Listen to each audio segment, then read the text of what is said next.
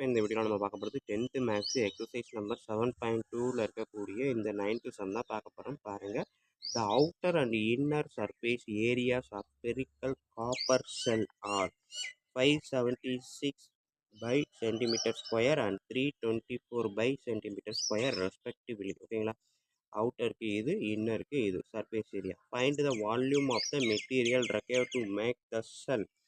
So அதை மெட்டீரியலை make பண்ணணும்னா அது எவ்வளோ வேணும் அப்படின்னு கேட்டிருக்காங்க. அதாவது வால்யூம் என்னன்னு கேட்டிருக்காங்க. சர்ஃபேஸ் ஏரியா கொடுத்துட்டு வால்யூம் என்னன்னு கேட்டிருக்காங்க. ஸோ இது பார்த்தீங்கன்னா outer inner surface of spherical copper. ஒன்றும் இல்லை, நம்ம ஒரு பால் எடுத்துக்கிட்டிங்க அப்படின்னா அது பார்த்தீங்கன்னா டபுள் லேயர் இருக்கும், உள்ளே வந்து எம்டியாக இருக்கும் இல்லையா. ஸோ அதை மாதிரி அசம்ஷன் வச்சுக்கோங்க. ஸ்பெரிக்கல் காப்பர் அப்படின்றது அந்த மாதிரி ஒரு காப்பர் ரெடி பண்ணுறாங்க அப்படின்னா அவுட்டர் சர்ஃபேஸ் ஏரியா வந்து இதை கொடுத்துட்டான், இன்னர் சர்ஃபேஸ் ஏரியா இதை கொடுத்துட்டான். அதை கொடுத்துட்டு அதை வால்யூம் என்ன அப்படின்னு கேட்டிருக்காங்க. ஓகேங்களா, ஸோ அதான் இப்போ வீடியோ பார்க்க போகிறோம். வீடியோ பார்க்குறதுக்கு முன்னாடி நம்ம சேனலில் இது வரைக்கும் சப்ஸ்கிரைப் பண்ணாமல் இருந்தீங்கன்னா தயவு செய்து சப்ஸ்கிரைப் பண்ணிடுங்க. அப்படியே பக்கத்தில் பெல் ஐக்கான் இருக்கும், அதையும் கிளிக் பண்ணிடுங்க. நன்றி. இப்போ வாங்க நம்ம கிளாஸ்க்குள்ளே போகலாம். ஸோ இப்போ பார்க்க போகிறது 9th சம்மு. ஸோ வந்து டோட்டல் சர்ஃபேஸ் ஏரியா தான் கொடுத்துருக்குறோம். சர்ஃபேஸ் ஏரியா அப்படின்னு சொல்லியிருக்கோம். அதுக்கு பேர் total surface area of sphere. ஓகேங்களா, ஸோ அப்போ டிஎஸ்ஏ ஆஃப் ஸ்பியர் அப்படின்றதுக்கு ஃபார்முலா என்ன அப்படின்னு பார்த்தீங்கன்னா நம்மளுக்கு 4πr² அப்படின்றது தான். ஓகேங்களா, ஸோ இதில் பார்த்தீங்க அப்படின்னா இன்னர் அவுட்டர் ரெண்டு கொடுத்துருக்கோம். ஓகேங்களா, ஸோ அப்போ நான் இந்த சைடு இன்னர் எடுத்துக்கிறேன், இந்த சைடு அவுட்டர் சர்ஃபேஸ் எடுத்துக்கிறேன். So inner surface area, outer surface area. ஓகேங்களா, ஸோ அப்போ இதை வந்து என்ன எடுக்கலாம், 4πr1² ஈக்குவல் டு அவன் என்ன கொடுத்துருக்கான், ஃபஸ்ட்டு எடுத்தோடனே அவன் கொடுத்துருக்கிறது அவுட்டர் தான் ஃபஸ்ட்டு ஸ்டேட்மெண்ட்டாக கொடுத்துருக்கான், ரெண்டாவது தான் இன்னர் கொடுத்துருக்கான். ஓகேங்களா, ஸோ அப்போ இதை வந்து 4πr2² எடுத்துக்கிட்டேன் அப்படின்னா 576 by centimeter square. அடுத்தது இன்னர் 324 by centimeter square. ஓகேங்களா, ஸோ இப்போ பார்த்தீங்க அப்படின்னா ரெண்டு சைடுமே பை இருக்குது, கேன்சல் பண்ணிவிட்டேன். இங்கேயும் பை கேன்சல் பண்ணிவிட்டேன். அடுத்தது பார்த்தீங்கன்னா multiples of 4. 1 4 4, 8 4s are 32, again 81. 1 4 4, 1 4 4, again 9 4s are 30. 4 4s are, ஓகேங்களா, 4 4s are 16, again 4. ஓகேங்களா, ஸோ அப்போ எனக்கு கிடைக்கக்கூடியது r1² equal to 81, r2² equal to 144.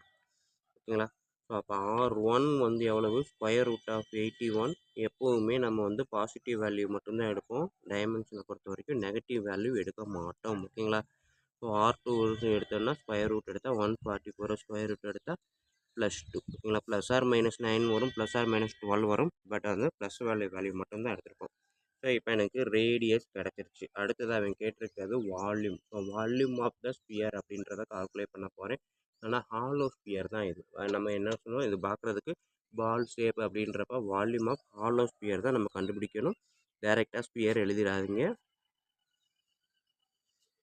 ஏன்னா பால் வந்து உள்ளே எம்டியாக இருக்குன்னு சொன்னோம் இல்லையா. ஸோ அப்போ volume of the hollow sphere என்ன ஃபார்முலா, 4/3 பை இன்ட்டு பெரியது வந்து எனக்கு வந்து என்ன இருக்குது, r1 r2. ஸோ r2 தான் எனக்கு பெருசாக இருக்குது, அப்போ r2 தான் எழுதுகிறேன். r2³ minus r1³. ஓகேங்களா, ஸோ இதுதான் வந்து வால்யூம்னா கியூப் யூனிட். ஓகேங்களா, ஸோ இதுதான் வந்து எனக்கு நான் தெரியவே இல்லையா. So volume of the hollow sphere அப்படின்றப்ப 4/3 பை r2 மைனஸ் r1³ எது பெருசோ அதான் ஃபஸ்ட்டு எழுதணும். ஸோ இங்கே எனக்கு r2ன்ற இடத்துல பெருசாக இருக்கிறது r2³ minus r1³ cube unit. ஓகேங்களா, ஸோ இதுதான் volume of the hollow sphere. So இப்போ கண்டுபிடிக்கலாமா. ஸோ அப்போ அந்த material required material equal to அதை தான் அவன் கேட்டிருக்கான். ரெக்வயர்டு மெட்டீரியல் என்னது, 4/3, பையோட வேல்யூ 22/7, r2³. ஓகேங்களா, r2³ 12³ மைனஸ் r1³.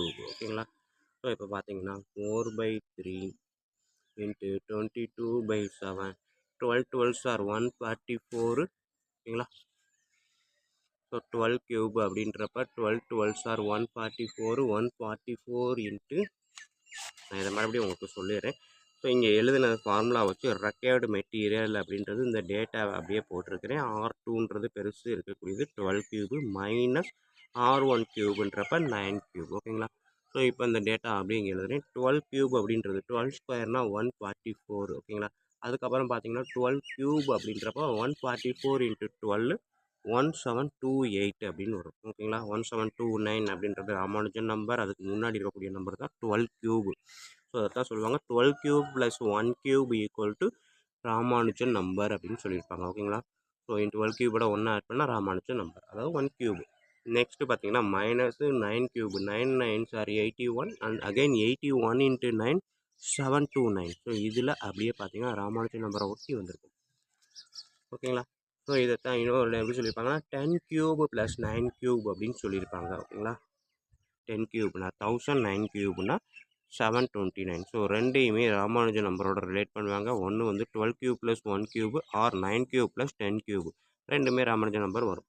ஸோ இப்போ இதை நம்ம எடுத்து கட் பண்ணிங்க அப்படின்னா 4/3 இன்ட்டு 22/7 இன்ட்டு, ஸோ இதில் 729 728, அப்போ 1000லேருந்து 1 போச்சு அப்படின்னா 999. ஓகேங்களா? ஸோ கட் பண்ணேன் அப்படின்னா 333.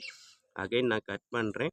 எனக்கு வந்து என்ன வரும் அப்படின்னு பார்த்தீங்கன்னா 3 7ஆல் கட் பண்ணும்போது 4 7s are 28, 5 3 7 7s are 49, 4 5. ஓகேங்களா? இப்போ இதோட முடிச்சுக்கிறேன் 47.5. இப்போ நான் இதை வந்து 4 2s are 88. ஓகேங்களா? மீதி இதை நான் மல்டிப்ளை பண்ணுறேன் 47.5 இன்ட்டு 88 மல்டிபிள் பண்ணால்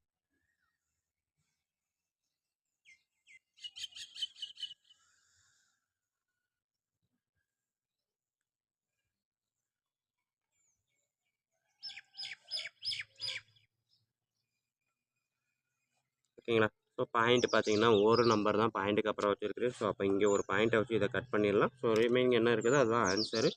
required volume equal to 4180 cube unit. ஓகேங்களா? ஸோ கியூப் யூனிட் அப்படின்றது சென்டிமீட்டர் ஸ்கொயரில் கொடுத்ததுனால கியூப் சென்டிமீட்டர் அப்படின்றது கூட எழுதலாம். ஓகேங்களா? So 4180 centimetre cube. ஸோ இதுதான் மெட்டீரியல். என்ன மெட்டீரியல் நமக்கு தேவையோ, எவ்வளோ மெட்டீரியல் தேவை அப்படின்றது. ஓகேங்களா ஸ்டூடெண்ட்ஸ்? ஸோ இவ்வளோ தான் இந்த 9th சம்மு. ஸோ வீடியோ பாருங்கள், கண்டிப்பாக ஈஸியாக புரிஞ்சிருக்கும் நம்புகிறேன். அப்படி புரிஞ்சிருந்தது அப்படின்னா கண்டிப்பாக லைக் பண்ணுங்கள், கமெண்ட் பண்ணுங்கள். அதோடு இல்லாமல் உங்கள் நண்பர்களுக்கு ஷேர் பண்ணுங்கள். அப்போ தான் அவங்களும் பயனடைவாங்க, கூடவே நானும் பயனடைவேன். நன்றி. அடுத்த வீடியோவில் மீட் பண்ணுவோம்.